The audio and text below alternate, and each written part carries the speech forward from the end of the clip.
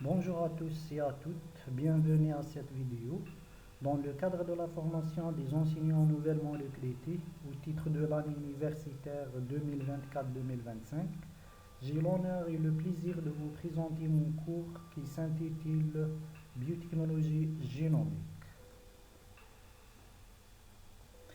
Permettez-moi tout d'abord de me présenter. Je suis Dr Hermit Abdelnasser, maître assistant classe B à l'université de Mohamed Bouguerra Boumerdas.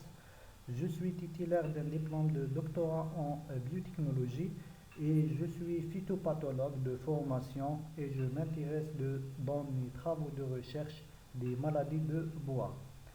Chers étudiants, voici mon adresse email. Vous pouvez me contacter pour toute question éventuelle relative à ce cours. Maintenant, on vous donne un aperçu général sur le cours et le public cible. Notre cours de biotechnologie génomique est une unité d'enseignement méthodologique destinée aux étudiants de première année master spécialité biotechnologie microbienne. Concernant les compétences ou bien les objectifs de ce cours, à l'issue de notre cours, l'apprenant sera capable de tout d'abord définir les techniques de clonage et de criblage d'ADN recombinant, connaître les différentes étapes du clonage ainsi que les différentes classes de vecteurs, distinguer entre les techniques de criblage de l'ADN recombinant, définir les banques d'ADN. De même, l'apprenant sera capable de connaître les méthodes de construction des banques d'ADN et aussi différencier entre les banques d'ADN génomiques et complémentaires.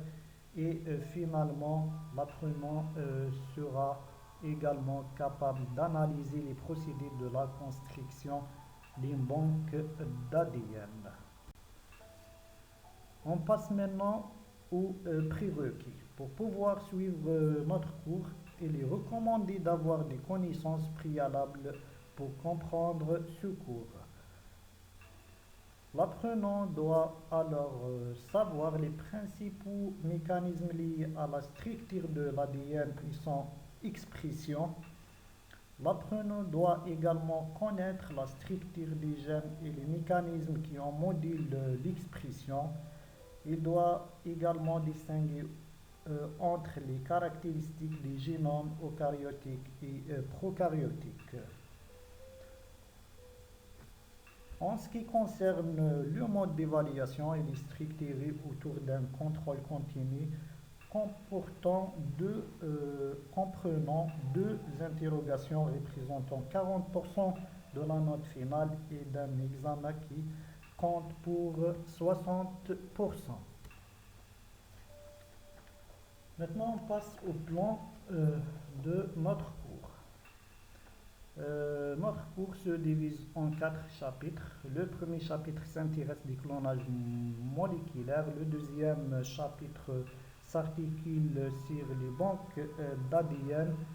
Et le troisième chapitre s'intéresse des techniques de séquençage. Et le dernier chapitre s'intéresse de la cartographie génomique. Et voilà, nous arrivons donc à la fin de cette vidéo. Merci de nous avoir prêté votre attention et à bientôt pour une nouvelle vidéo.